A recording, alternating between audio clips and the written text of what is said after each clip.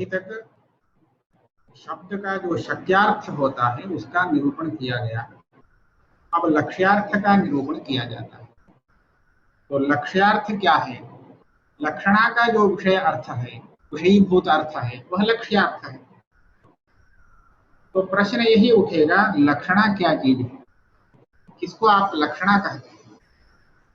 तो उसका उत्तर तो यह है, शक्यार्थ से संबंधित जो अर्थ है, यदि उसको वह शब्द बोधित करता हो तो वह शक्यार्थ संबंधी अर्थ पद का लक्ष्यार्थ होता है।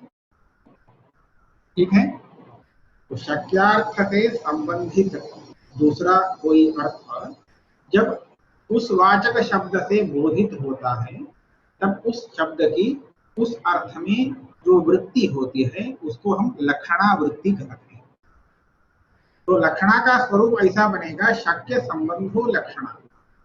शक्यार्थ के साथ उसका जो संबंध है उस दूसरे लक्ष्यार्थ का, उस संबंध को ही लक्षणा यह नाम देते हैं। तो लक्षणा का जो विषय होता है वह अर्थ लक्ष्यार्थ हो जाता है। अब ग्रंथकार इस सामान्य लक्षण को, लक्षणा का इस स्वरूप, यह जो स्वरूप है, इसको मन में रख करके पदार्थ न बनेगा, पदार्थ संबंधी बनेगा। शक्यार्थ संबंधी, वो भी पदार्थ तो है। तो पद से पद का अर्थ नहीं होता तो शाब्दबोध में उस अर्थ का भान नहीं हो सकता है। आप देखिए, घटम आनय ऐसा किसी ने कहा तो घट को लाओ, इतना ही उसको शाब्दबोध में होता है। वह घट, उस घट के जितने संबंधी हैं, संबंधी पदार्थ, उन पदार्थों का बोध होता है क्या इस वाक्य से?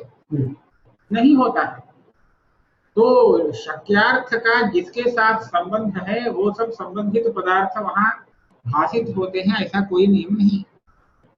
किंतु जहां शक्य से संबंधित दूसरा अर्थ भाषित होता है तो वहां पर हम शक्य संबंध रूप लक्षणावृत्ति को मानते हैं। शब्द का वह लक्ष्यार्थ होता है उसी जगह जहां पर वह भाषित होता है। शक्यार्थ तो वह नहीं है, शक्यार्थ से अलग है, किंतु शाब्दबोध में उसका भान हो रहा है।